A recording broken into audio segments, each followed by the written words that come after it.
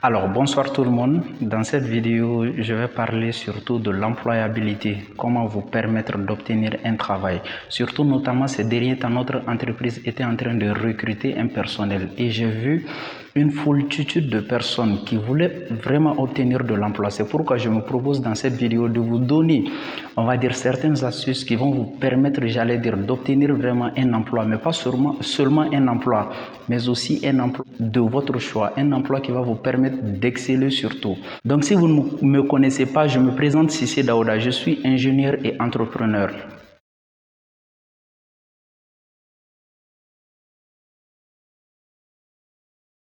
Alors, le premier conseil que je peux réellement vous donner et qui va vous permettre d'obtenir de l'emploi, c'est quoi? C'est de travailler pour apprendre et non pour gagner de l'argent. Et non pour gagner de l'argent à la fin du mois. De travailler pas pour un salaire, mais surtout pour apprendre. Malheureusement, le problème, c'est que les gens se focalisent énormément sur l'argent, énormément sur la quantité d'argent qu'ils vont obtenir. C'est pourquoi les jeunes sont tellement mobiles. Ils quittent d'un emploi à un autre à cause d'une augmentation de 10 000 francs seulement. Donc franchement, ce n'est pas du tout sérieux. Le premier point et surtout le premier conseil que je vais vous donner, c'est de travailler pour apprendre et non pour l'argent. D'ailleurs, ce fut pratiquement la première clé dans le livre de Robert Kiyosaki, Père riche, Père pauvre. C'est la première différence entre les riches et les pauvres. C'est-à-dire que les riches travaillent pour apprendre alors que les pauvres travaillent pour l'argent. Donc, le conseil que je vais vous donner, c'est de chercher un emploi qui va vous permettre surtout et fondamentalement d'apprendre, d'acquérir une notion, un tant soit peu. Et la deuxième clé, c'est quoi? C'est de prendre conscience de votre niveau intellectuel. C'est quoi? Malheureusement, il n'y a même pas longtemps, je pense avant-hier, j'ai réussi vraiment les dossiers d'un candidat qui voulait postuler au test de recrutement que notre entreprise organisait. Et dans sa lettre, il y avait tellement de fautes, vous ne pouvez pas du tout imaginer, alors que le test concernait les enseignants. Donc, comment est-ce que vous allez recruter un enseignant qui a besoin même d'être enseigné, qui n'a même pas les notions requises pour pouvoir enseigner, voilà, les enfants. Vous voyez que c'est vraiment complexe et c'est perdu d'avance. Vous devez prendre conscience de votre niveau intellectuel et maintenant de travailler dur, de vous former. La formation, les gens ne mettent pas l'accent là-dessus, alors que c'est très capital dans le développement personnel d'un individu. Vous savez, à un moment de la vie, les enseignants ne vont plus vous former, vous allez finir avec les études. Mais ce qui distingue les gens, c'est quoi? C'est la capacité, c'est cette agilité à aller vers l'auto-formation. Donc, je vous conseille notamment d'être tout le temps dans ce processus de formation. On a tous des lacunes, que ce soit dans les domaines que nous avons étudiés ou bien dans d'autres domaines. Mais notre objectif, c'est quoi? C'est de nous permettre d'être le plus compétent possible. Parce qu'en fin de compte, pour obtenir un emploi, qu'est-ce qui va vous différencier des autres? Qu'est-ce qui va vous différencier? Pratiquement, les gens ont les mêmes CV pour le même poste. Donc, la différence, c'est quoi? Ce sont ces compétences, surtout ces petites notions que vous avez cultivées, que vous avez forgées. C'est ce qui va surtout vous distinguer des autres. C'est ce qui va vraiment amener votre employeur à ne choisir que votre CV. La troisième clé, c'est le conseil aussi que je donne à beaucoup de gens parce que souvent les gens me contactent, oui, j'amène mes dossiers dans les entreprises, on ne nous fait même pas un feedback. Le problème c'est quoi? Oui, souvent j'accuse les entreprises, mais aussi je vous accuse aussi souvent. Pourquoi? Parce que vous savez, les entreprises, souvent vos dossiers n'arrivent même pas aux responsables. Malheureusement, c'est le cas dans notre pays. Et donc, qu'est-ce que vous devez faire? Ici, le conseil que je donne notamment aux jeunes, c'est quoi? C'est de chercher même à rencontrer le responsable, le chargé de recrutement. C'est ce dernier qui peut vraiment analyser vos dossiers. Donc, essayez d'enlever le barrière entre vous et cette personne. Parce que finalement, c'est ce dernier qui doit vous recruter. Donc, s'il y a une barrière, quelle qu'elle soit, entre vous et cette personne, ça va être complètement, ça va être strictement difficile. Déjà, après avoir fourni dossiers à postuler et que vous patientez pendant peut-être des mois et des mois, à un moment donné, il faut essayer d'aller voir la personne qui est chargée pour faire le recrutement.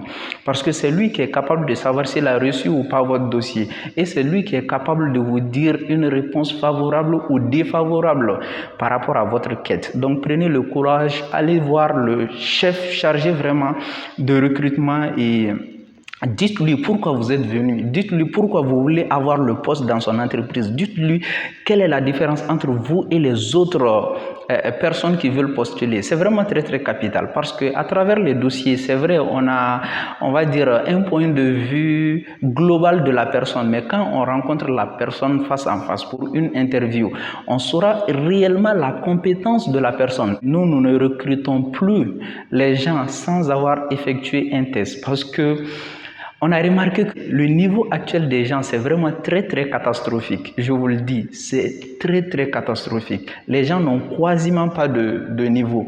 Donc c'est malheureusement une réalité. C'est pourquoi je vous demande de vous former, de vous former et de vous former. Et de travailler pour acquérir de l'expérience, de travailler pour apprendre et non pour l'argent.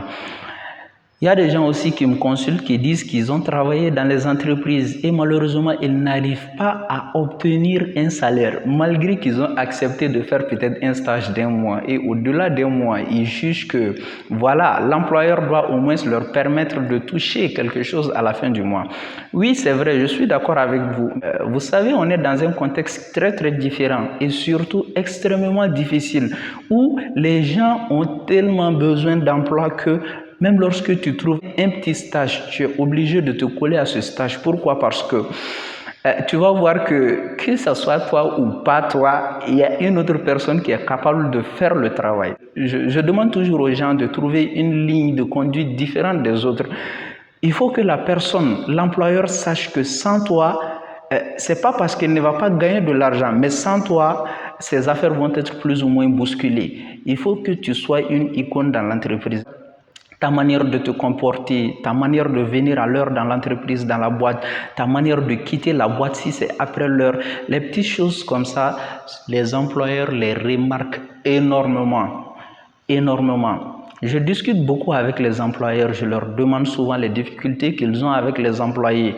Et dans un cas de figure, un employeur même est allé jusqu'à me dire qu'il a une fois fait une augmentation sur le salaire de tous ses employés, sauf une seule personne, sauf un seul employé. Et donc, comme les employés de temps en temps échangent entre eux, ils ont dit qu'ils ont remarqué une augmentation de salaire sur leur compte, malgré qu'un employé n'avait pas remarqué cet effet. Finalement, il a vu que tout le monde a reçu cette augmentation. Malheureusement, lui n'a pas reçu. Il est allé donc voir le patron, il s'est adressé à lui, il lui a dit qu'effectivement qu'il a fait une augmentation de salaire à tous les autres employés, pas à lui. Pourquoi? Parce que le monsieur, il venait à l'heure et il repartait à l'heure. Donc, il ne méritait que son salaire. Alors que les autres, lorsqu'ils venaient, ils venaient plus ou moins avant l'heure. Et quand ils devaient repartir et qu'il y avait beaucoup de clients, ils aidaient les autres à satisfaire les clients avant de quitter les locaux. Et c'est ce qui fut la raison pour laquelle il n'a pas remarqué cette augmentation de salaire.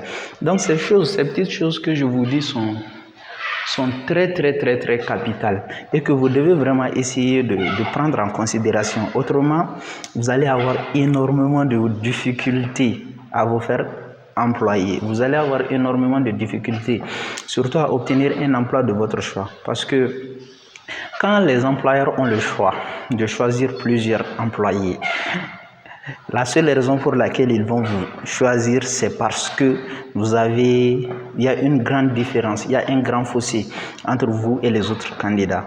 Donc, essayez vraiment de faire le maximum pour travailler, pour apprendre et aussi non seulement travailler pour apprendre, mais aussi améliorer vos compétences Apprenez à travailler pour apprendre et non pour l'argent.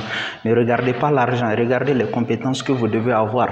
C'est ce qui va vous aider en fin de compte pour pouvoir décrocher le travail de votre choix, pour pouvoir décrocher ce que vous voulez réellement. Parce que le début de toute chose est vraiment difficile. Mais au-delà de cette difficulté, essayez de voir le jour où vous allez être vraiment capital.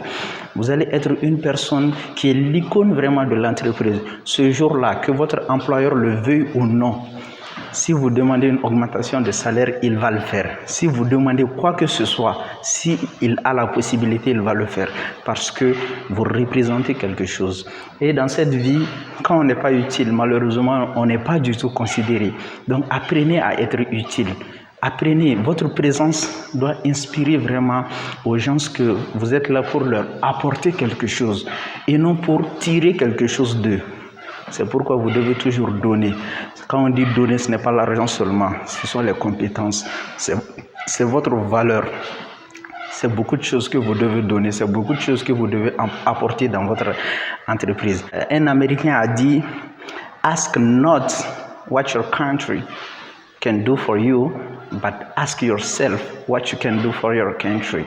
So this is the question I will leave you with. So ask yourself what you can do for your country, but do not ask what your country can do for you. So that's the message I'm gonna leave you with. Thank you very much and take care of yourself.